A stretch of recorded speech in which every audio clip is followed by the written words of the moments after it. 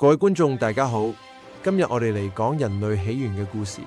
呢個故事跨越咗數十億年嘅時光，從宇宙嘅誕生開始，一直到我哋現代人類嘅出現，一切都從一個難以想象嘅奇點開始，一個微小而極度致密嘅點，隱含住整個宇宙嘅潛能。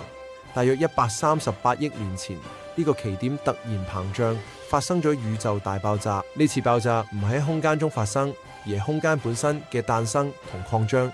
喺最初嘅幾分鐘內，宇宙迅速冷卻，形成咗最基本嘅粒子，例如夸克同電子。經過數十萬年，呢啲粒子結合，形成咗佢同氦原子。呢啲係宇宙中最豐富嘅元素。重力開始將呢啲氣體聚集，形成咗第一批行星同星系。喺我哋嘅太陽系形成之後，大約45億年前，地球呢個藍色星球誕生嘅。最初嘅地球係一個熾熱嘅熔膠球，但隨住時間推移，佢逐漸冷卻，水蒸氣凝結成雨，形成咗原始海洋。喺呢啲海洋深處，喺極端嘅環境下，生命嘅火花被點燃。單細胞生物開始出現，經過億萬年嘅演化，呢啲簡單嘅生命形式變得越嚟越複雜。大約5億年前，寒武紀生命大爆發，海洋中出現咗各種各樣嘅多細胞生物，魚類係其中一個重要嘅分支。佢哋喺海洋中繁衍生息，發展出脊椎同更有效率嘅游動方式。呢啲早期魚類為後來嘅陸地生物奠定咗基礎。大約3.7億年前，部分魚類開始適應淺水環境，發展出強壯嘅 carry， 最終演化成兩棲動物，首次踏足陸地。陸地生活充滿挑戰，但亦提供咗新嘅機會。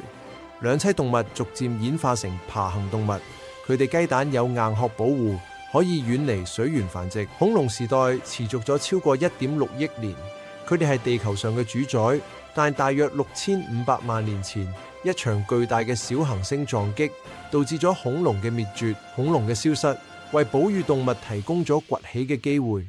呢啲體型細小、夜間活動嘅生物喺恐龍統治時期一直默默無聞，但佢哋嘅適應能力令佢哋得以生存。哺乳動物嘅特點係恆溫、胎生同哺乳，呢啲優勢令佢哋能夠喺各種環境中繁衍。佢哋迅速多樣化，佔據喺地球上嘅各種生態位。大約6000萬年前，一個新嘅哺乳動物分支出現咗——靈長類。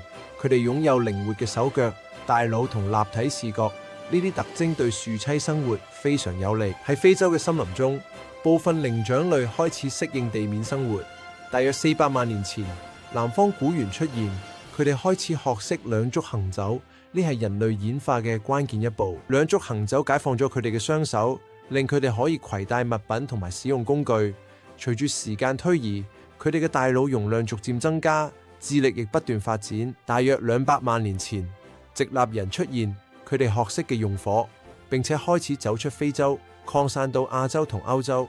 火嘅使用改變佢哋嘅飲食同生活方式。最終，大約30萬年前，我哋嘅直系祖先智人喺非洲誕生。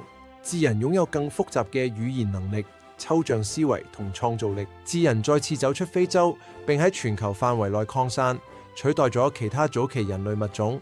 佢哋嘅藝術、文化同技術開始蓬勃發展。大約1萬年前，農業革命發生，人類從狩獵採集轉變為定居耕種。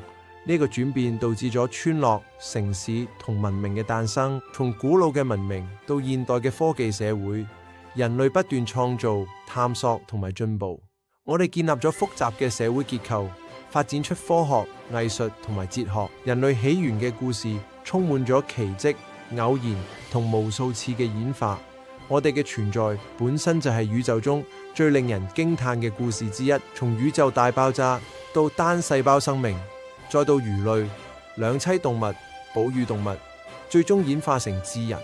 每一步都係一個漫長而艱辛嘅旅程。我哋嘅故事仲喺度繼續，未來將會點樣，取決於我哋每一個選擇。人類起源充滿奇蹟，請訂閱我哋頻道，點讚、分享，一齊探索更多宇宙奧秘。多謝收睇。